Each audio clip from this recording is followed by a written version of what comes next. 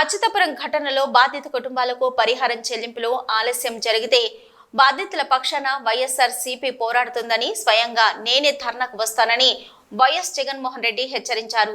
అచ్యుతపురం ఘటనలో చంద్రబాబు ప్రభుత్వం వ్యవహరించిన తీరు బాధాకరమని వైఎస్ జగన్మోహన్ రెడ్డి అన్నారు. శుక్రవారం ఉదయం అనకాపల్లిలోని ఓ ప్రైవేట్ ఆసుపత్రిలో చికిత్స పొందుతున్న బాధితుల్ని పరామర్శించారు. అనంతరం ఆయన మీడియాతో మాట్లాడారు.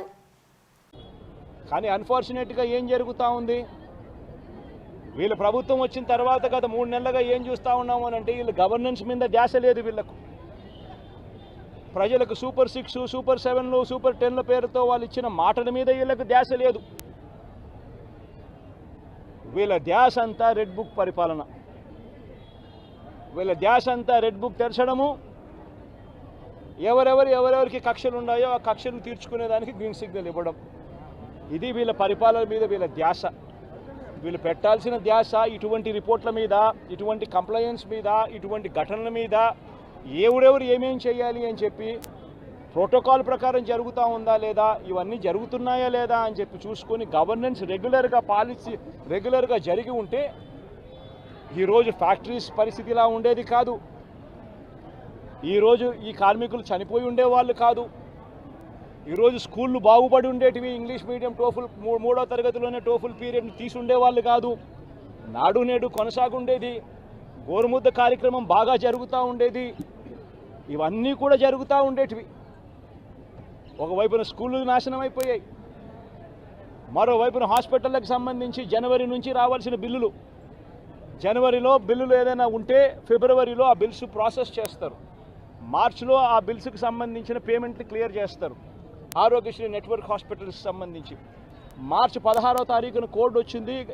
ఇక అప్పటి నుంచి జనవరికి సంబంధించిన బిల్లులు పూర్తి జనవరికి సంబంధించినప్పటి నుంచి ఇప్పటిదాకా ఆరోగ్యశ్రీ బిల్లులు నెట్వర్క్ హాస్పిటల్లో ఇవ్వడం లేదు. ఆరోగ్యశ్రీ హాస్పిటల్కు బిల్లులు రావడం లేదు కాబట్టి ఏ పేషెంట్ అయినా హాస్పిటల్కి పోతే ఆ హాస్పిటల్లో ఆ పేషెంట్ డబ్బులు లేక కట్టలేని పరిస్థితిలో, పేషెంట్ అధ్వానమైన పరిస్థితిలో బతుకుతూ ఉన్నాడు. పట్టించుకునే నాతుడు లేడు.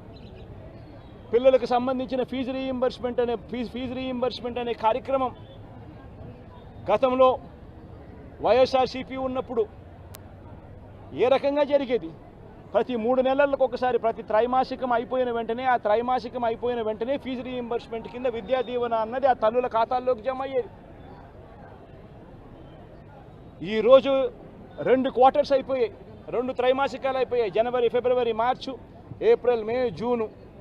ఇప్పుడు 3వ త్రైమాసికం కూడా జూలై, ఆగస్ట్, సెప్టెంబర్ కూడా అయిపోవస్తూ ఉంది దాదాపుగా. ఇంతవరకు పిల్లలకు సంబంధించిన ఫీజు రీయింబర్స్మెంట్ బకాయిలు ఇంతవరకు రూపాయి కూడా ఇవ్వాల. పిల్లల్ని ఈరోజు కాలేజీలలో చేరేటప్పుడు కాలేజీ యాజమాన్యాలు ప్రభుత్వం ఎప్పుడు ఇస్తుందో తెలియదు, ఇస్తుందో లేదో తెలియదు, మీరు ఫీజులు కట్టాల్సిందే అని చెప్పి ఒకవైపున ఫీజులు డిమాండ్ చేస్తూ ఉన్నాయి కాలేజీ యాజమాన్యాలు, మరోవైపున పిల్లలకు సర్టిఫికెట్లు మేము మీరు ఫీజులు కట్టకపోతే అని చెప్పి పిల్లల మీద ఒత్తిడి తీసుకొస్తూ ఉన్నాయి కాలేజీలు. పట్టించుకునే పరిస్థితి లేదు. వ్యవసాయం ముమ్మరంగా సాగుతూ ఉంది. రైతులందరికీ కూడా పెట్టుబడి సహాయం కింద 20,000 రూపాయలని ఇస్తానన్నాడు. ఆ పెట్టుబడి సహాయం ఏమైందని రైతు అడుగుతూ ఉన్నాడు. గతంలో కనీసం 13,500 వచ్చేది. ఈరోజు పెట్టుబడి సహాయం కింద 20,000 ఇస్తానన్నాడు. ఇంతవరకు రూపాయి ఇలా పెట్టుబడి సహాయం పోయింది. రైతులకు సంబంధించి ఇన్సూరెన్స్ సొమ్ము, రైతులకు ఇంతకుముందు ఉచితంగా పంటల బీమా వచ్చే పరిస్థితి నుంచి ఆ ఉచితంగా కట్టాల్సిన పంటల బీమాకు సంబంధించి మామూలుగా ప్రతి సంవత్సరం ఏప్రిల్, మేలో ఆ ఇన్సూరెన్స్ ప్రీమియం కట్టాలి. 2023-24కు సంబంధించిన ఖరీఫ్కు సంబంధించిన ఇన్సూరెన్స్ సొమ్ము రావాలి అని అంటే 2024 ఏప్రిల్, మేలో ప్రభుత్వం డబ్బులు కడితే, ఆ మేలో ప్రభుత్వం డబ్బులు కడితే మ్యాచింగ్ గ్రాంట్ సెంట్రల్ గవర్నమెంట్ కూడా ఇచ్చి జూన్ మాసంలో ఇన్సూరెన్స్ సొమ్ము కూడా ప్రభుత్వం ప్రతి సంవత్సరం ఇస్తూ వచ్చింది. ఆ ప్రక్రియను పూర్తిగా నాశనం చేశారు. ఇన్సూరెన్స్ సొమ్ము కూడా రాని పరిస్థితిలో ఈరోజు రైతన్న ఉన్నాడు. ఉచిత పంటల బీమా గాలికి ఎగిరిపోయింది. ఈ క్రాప్ అనేది గాలికి ఎగిరిపోయింది.